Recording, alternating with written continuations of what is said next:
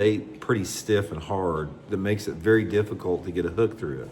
So before I show you guys how I rig it, I want to show you how I modify this tube, to make it a lot more palatable for the fish. Now, first of all, we talk about this all the time.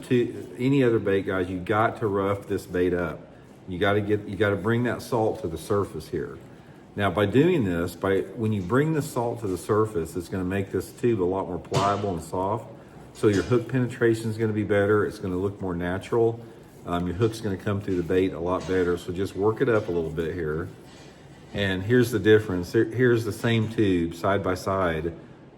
Roughed up here, not roughed up. This is super hard, guys, really hard. And this is a lot more pliable. So that's what you want to do right off the bat with it. The next thing that you want to do with the tube, this is pretty common with most tubes, is a lot of the tubes have the tentacles are stuck together at the bottom. See how these tentacles right here? Let me get you one that's stuck here. There's one right there. They tend to get stuck like that together. So make sure that you come through and you pull these tentacles apart. See that right there? The mold right there, you can see it makes them stick together like that. So break them apart, and you may have to do this to 2 or 3 of them. It just depends on the tube. All of them are different. But you want to make sure that, like, see how that's stuck together there? Just break them apart and get each one of those tentacles independent of each other. This is super critical, guys, as far as making the tube look really, really good. You definitely have to do this.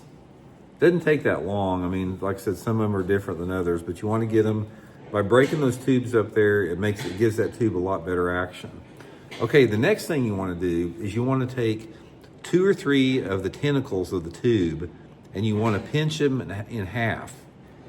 Just go through, and I usually do like 3 or 4 of them and just pinch them in half. Like that, and this gives it sort of an irregular look. You got 2 or 3 short tube areas and the longer ones, and it just looks a little bit more natural in my opinion. So that's definitely a modification I make.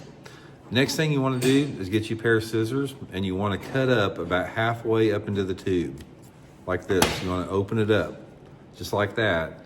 And this is going to make for easier hook penetration. So let me show you here.